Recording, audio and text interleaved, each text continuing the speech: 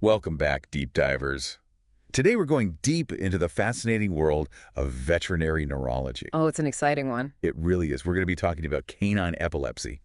And specifically, we're looking at a new study about EEGs. EEGs, yeah. In dogs, published in, let me see, I think it's called the Journal of Veterinary Internal Medicine. I always double check. Right, of course. So imagine this scenario. You've got a sweet pup Yeah. who might have epilepsy, but you know how they are. They can't exactly tell us what's going on, can they? Exactly. So So frustrating. how do we diagnose this? So that's where this research comes in, looking at EEGs. It's a crucial tool for us. And why is diagnosing epilepsy so important, for our furry friends? Well, first off, it's more common than you might think.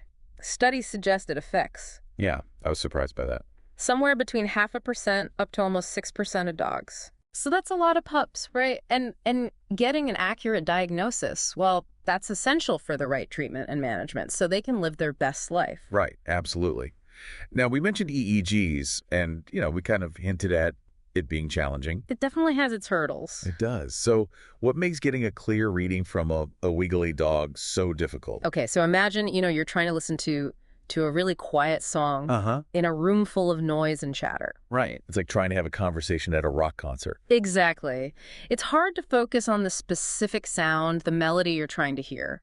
With EEGs, it's kind of the same. We're searching for these patterns called epileptiform discharges, or EDs for short. EDs, got it. These are like little blips, electrical bursts that show something unusual is going on in the brain. But dogs, being dogs, they move, right? Even the slightest shift, like turning their head, twitching their ears, Every little twitch. creates electrical noise. And this noise masks those EDs. Makes it really hard to see them clearly. So it's like trying to, read a book on a roller coaster. That's a great analogy. It's all about minimizing those movements, what we call movement artifacts in the study. Makes sense. So how have vets been tackling this problem so far? Well, we've got a few options, each with, pros and cons. One is full sedation, basically knocking the dog out. Makes them nice and still. Right. But here's the catch. Sedation can suppress brain activity, and that might actually hide the EDs we need to find. It's like turning off the lights when you're trying to find something. Exactly. It's a delicate balance. So you get a clear signal, but you might miss what you're actually looking for. Precisely. Then there are superficial electrodes placed on the skin. Go. Less invasive, but super sensitive to movement. Even with sedation, they can pick up every little twitch. Gotcha. So still not ideal. Any other tricks up your sleeve? Well, we've got needle electrodes. These go into the scalp, and they give a cleaner signal. A more direct line. Right. But they still require sedation for placement, and there can still be some issues. So it sounds like we need a Goldilocks solution. Not too much sedation, not too little, but just right. So the dog is calm, but their brain activity isn't completely masked. You hit the nail on the head, and that's where this sedation-awakening protocol comes in. This new research, it's all about finding that sweet spot. That perfect balance. Okay, I'm hooked. Tell me more about this protocol. Okay, so picture this. Step 1. We give the dog a light dose of midatomidine, a sedative. Now, this is clever because this specific drug, it doesn't cause those epileptiform discharges. So it won't create false positives, so to speak. Exactly. Plus, it mimics natural sleep patterns. So it's calming them down without messing with the very thing you're trying to find. Exactly. While the dog is relaxed, we place those needle electrodes for a clean signal. After 5 minutes, we give them another drug, a tipimizole, which reverses the metamidine. So it's like a sedation on-off switch. You could say that. And then the dog starts to wake up. And that's when things get really interesting. You got it. We continue recording the EEG during this transition from sleepy to awake. This period, this is key. It's like a window into how their brain activity changes as they wake up. So you're catching those EDs, those telltale signs, as they pop up during this shift in brain activity. Exactly. It's all about timing. Wow. Okay.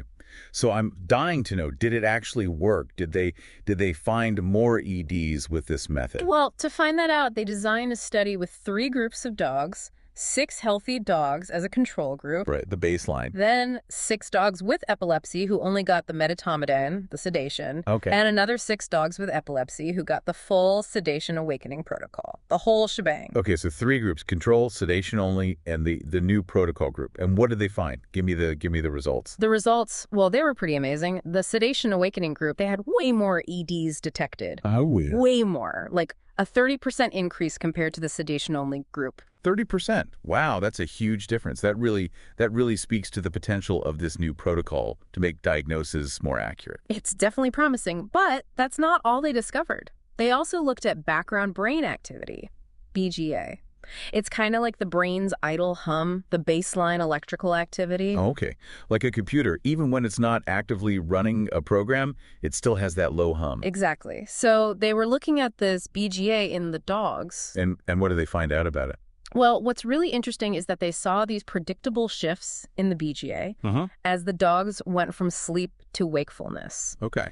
So when they were sleepy under sedation, their brain waves, they showed this high voltage, low frequency pattern. Okay. Like imagine a slow rolling wave on the ocean. I get it. Nice and calm, like a sleepy pup. Right.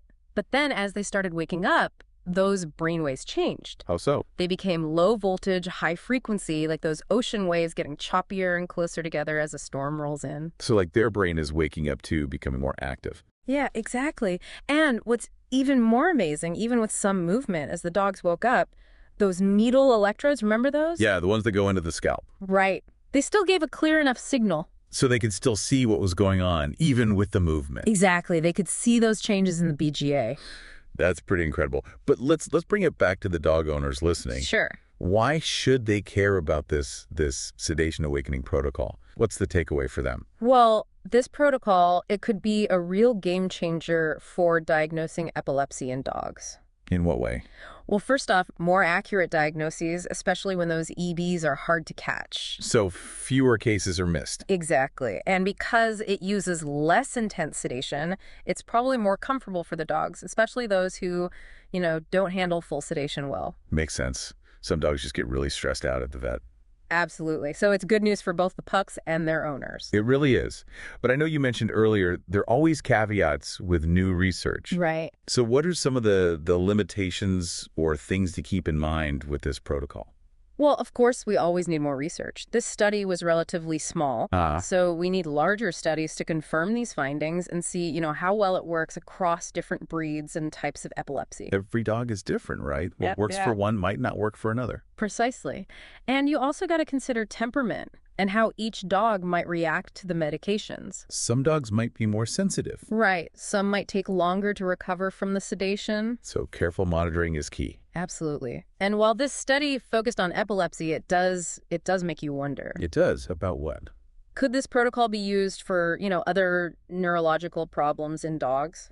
That's a great question. Like, could we use it to get a better picture of brain activity for, brain tumors or those inflammatory diseases? Right. It's definitely an exciting thought. It really is. It seems like we're just scratching the surface when it comes to canine neurology. Oh, absolutely. Veterinary medicine, it's always evolving. That's what makes it so fascinating. It really does. And it's great to see researchers constantly looking for better ways to care for our furry friends. Absolutely. Well, I think this has been a really insightful deep dive. It has. We've learned so much about diagnosing epilepsy, the challenges with EEGs, and this amazing new approach. Yeah, it really shows the power of EEGs for understanding what's happening inside a dog's brain. It really does. So to sum it all up, this sedation awakening protocol, it has the potential to really improve how we diagnose epilepsy in dogs by capturing those epileptiform discharges more effectively. Exactly. But of course, more research is always needed to see just how impactful it'll be in the long run.